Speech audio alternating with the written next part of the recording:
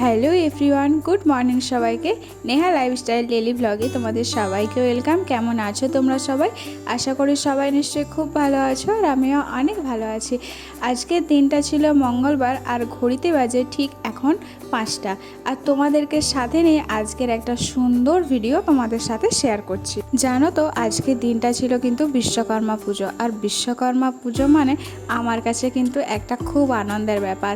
মামার দোকানে ঠাকুর ওঠা থেকে শুরু করে, বাড়িতে লোকজনদের খাওয়া দাওয়া থেকে শুরু করে, এই যে বিশ্বকর্মা পুজো থেকে দুর্গা পুজো পর্যন্ত যে একটা পুজো পুজো ভাব, পুজোর একটা আমেজ, এটাতেই কিন্তু আমাদের মনটা অনেকটা ভালো হয়ে যায়।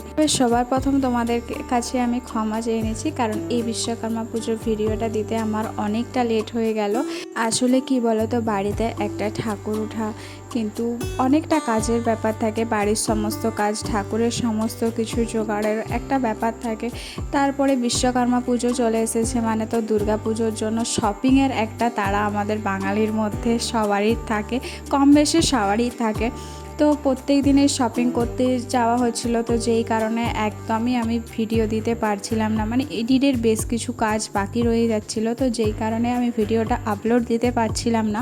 এবার থেকে কিন্তু আগের মতো রেগুলারিটি মেনটেন করেই ভিডিও আসবে, আর খুব সুন্দর সুন্দর ভিডিও আসবে তোমাদের জন্য। তবে আমি কমিউনিটি পোস্টের মধ্যে একটা পোস্ট করেছিলাম যে তোমরা কি আমার পুজোর শপিং ভ্লগের মধ্যে দেখবে, নাকি আমি আলাদা করে কোনো ভিডিও করব। তো তোমরা সেখানে অনেকেই আমাকে বলেছ আলাদা করে ভিডিও দিতে।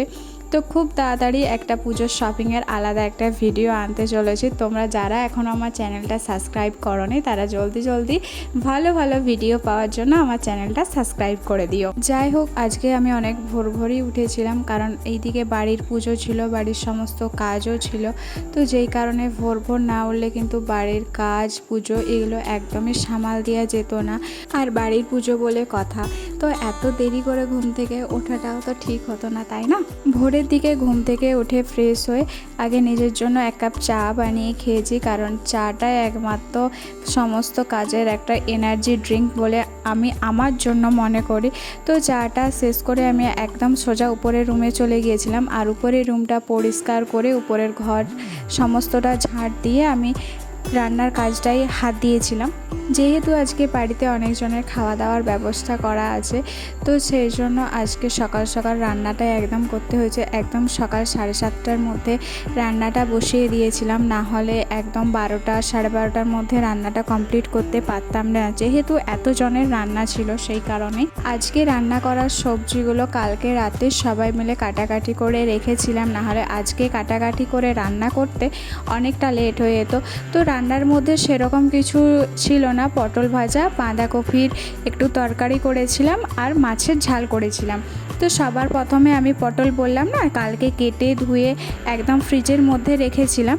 তো আজকে একটু নুন হলুদ মাখিয়ে পটলগুলো ফার্স্টে ভেজে নিয়েছি, আর তারপরে দিদা বলেছিল যে আমি বাঁধাকপির তরকারি করে নেব। তো যেই কারণে আমি বাঁধাকপির আলুগুলো ভেজে নিয়েছিলাম, আর তারপরে একটু নিরামিষ মাছের ঝাল করে নিয়েছিলাম। আর যেহেতু সবশেষে ঠিক হলো যে একটু টমেটোর চাটনি করা দরকার, তো সেই জন্য আমি খেজুর, কাঁচা লঙ্কা আর টমেটোটা ভালো মতো করে ধুয়ে রেখে দিয়ে আসছিলাম। আর মেনু যেহেতু কালকে রাতে এই রুমটার মধ্যে ঘুমিয়েছিল, তো সেই কারণে ও একটু লেট করেই ঘুম থেকে ওঠে, তো যেই কারণে এই রুমটা আমি একটু পরেই পরিষ্কার করছি। ও ঘুম থেকে ওঠার পরে তখন বেজেছিল ওই 10টা 10:30টার মতন। তো বিছানাটা ভালো মতো করে আমি পরিষ্কার করে নিয়েছি, টান করে গুছিয়ে। আর তারপরে এই যে এই রুমটার মধ্যে তো সব সময় ধুলোটা একটু বেশিই থাকে, কারণে আমি বিছানাটা পরিষ্কার করে নেওয়ার পরে এখানে খাটটা একটু পরিষ্কার করে নিয়েছিলাম, মানে খাটের সাইডগুলো একটু পরিষ্কার করে নিয়েছিলাম। আর তারপরে জানালা, আলমারি, চেয়ার, শোকেস, আলমারি এগুলো সমস্তটাই আমি পরিষ্কার করে নিয়েছিলাম, কারণ একটু ধুলো ধুলো লাগছিল। আর এই পুজোর সময় বাড়িঘর ধুলো ময়লা একদম, এগুলো আমার মনে হয় না ঠিক জিনিস বলে। তো যেই কারণে সমস্তটা আমি একদম গুছিয়ে পরিষ্কার করে নিয়েছি।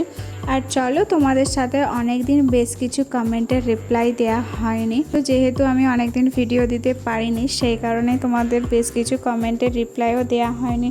তো চলো তোমাদের কমেন্টের রিপ্লাইগুলো পড়ে নিই। শতাব্দী ব্লগস থেকে একটা দিদিভাই আমাকে কমেন্ট করেছে, খুব ভালো লাগলো, ভালো থেকো। তো থ্যাংক ইউ দিদিভাই তোমাকে, যে আমার ভিডিও তোমার ভালো লেগেছে, আর আমি ভালো আছি, তুমিও ভালো থেকো।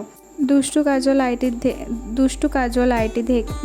কাজল আইডি থেকে একটা দিদিভাই আমাকে কমেন্ট করেছে, তোমার পরিবারে আমি নতুন আর আমি একজন ব্লগার, একটু পাশে থেকো, আমিও তোমার পাশে আছি। তো এখন আমার ঘরের সমস্ত কাজ করা কমপ্লিট হয়ে গেছে, রান্না বান্নাটাও সেরে নিয়েছি, বেশ কিছুটা রান্না আমি করেছি আর দিদাও বেশ খানিকটা করেছে। আর তারপরে এখন আমার স্নান টান করাও কমপ্লিট হয়ে গেছে, শুধু ওয়াশিং মেশিনে কাচতে দিয়েছিলাম আর ড্রাই করতে দিয়েছিলাম। তো কাচাটা অনেকক্ষণ হয়ে গিয়েছিল, ড্রাই করতে দিয়েছি, কারণ এই সবসময় যা বৃষ্টি চলে আসছে জামা কাপড় শুকানোটা একটা বড় টেনশনের ব্যাপার। তো যাই হোক আমি ওয়াশিং মেশিনে ড্রাই করতে দিয়েছি, এরপরে উপরে জামা কাপড়গুলো মিলে এসে, যদিও এখন হালকা রোদ দিয়েছে, বৃষ্টি আসেনি, তো উপরে জামা কাপড়গুলো মেলে দিয়ে আসবো। আর তারপরে যেহেতু আজকে বিশ্বকর্মা পুজো, মামার দোকানে ঠাকুর উঠেছে, তো সেই কারণে আমি যাব, দোকানকে যাব, মানে মামার দোকানে যাব। তো যেহেতু আমার কোনো কিছু করা চলবে না, যাবো, বাকিটা যা হবে, যা অ্যারেঞ্জমেন্ট করা আছে সমস্তটাই তোমরা দেখতে পাবে। আর ওইদিকে এই যে তোমরা যে সাউন্ডটা পাচ্ছ, ওয়াশিং মেশিনে একটা সিগন্যাল দিচ্ছে যে ড্রাই করা কমপ্লিট হয়ে গেছে। তো চলো ছাদে জামা কাপড়গুলো মিলে আসছে, সাথে পরে দেখা হয়। তো তারপর তো ওয়াশিং মেশিন থেকে জিনিসগুলো বার করে নেওয়ার পরে ছাদে মিলতেই চলে গিয়েছিলাম, কারণ ছাদ থেকে মিলে আসার পরে মামার দোকানে যাব। রেয়া একটা বোন আমাকে কমেন্ট করেছিল যে খুব সুন্দর লাগছে দিদিভাই তোমাকে, মেকআপটা কিন্তু অনেক গ্লোয়িং লাগছে, অ্যাফোর্ডেবলের মধ্যে তুমি সমস্ত প্রোডাক্ট ইউজ করেছো, তোমাকেও কিন্তু খুব সুন্দর লাগছে গো দিদিভাই, তুমি কিন্তু খুব ভালো আর খুব মিষ্টিও, আমার তোমাকে খুব ভালো লাগে আর তুমি আমার সব কমেন্টের রিপ্লাই দাও, তোমার ড্রেসটাও খুব ভালো লাগছে। অনেক ধন্যবাদ শ্রেয়া তোমাকে এত বড় একটা কমেন্ট করার জন্য। তো আমি দেখে ভীষণ খুশি হয়েছি তোমার কমেন্টটা পেয়ে।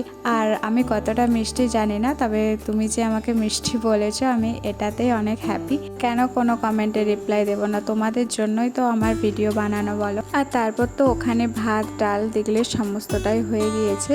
আর তারপর এই যে এখানে মামার দোকানে চলে এসেছি, আর মামার দোকানের বাইরেটা এভাবে ফুল দিয়ে সাজানো হয়েছিল। আর এই যে এখানে আমার মাইমাও ছিল, আর গাড়িতে পুজো দেওয়ার জন্য ওখানে বাবার গাড়ি, মামার গাড়ি, আর দোকানে যারা মামার কাছে গাড়ি বাগায় তো তাদের সমস্ত গাড়িও ছিল। আর এই হলো আমাদের সেই বিশ্বকর্মা ঠাকুর, আর মুখটা দেখো কত মিষ্টি হয়েছে। আর এরই মধ্যে ঠাকুর মশাই চলে এসেছিল। এই ভিডিওটা যদি ভালো লেগে থাকে অবশ্যই একটা লাইক করে দিও। বাই।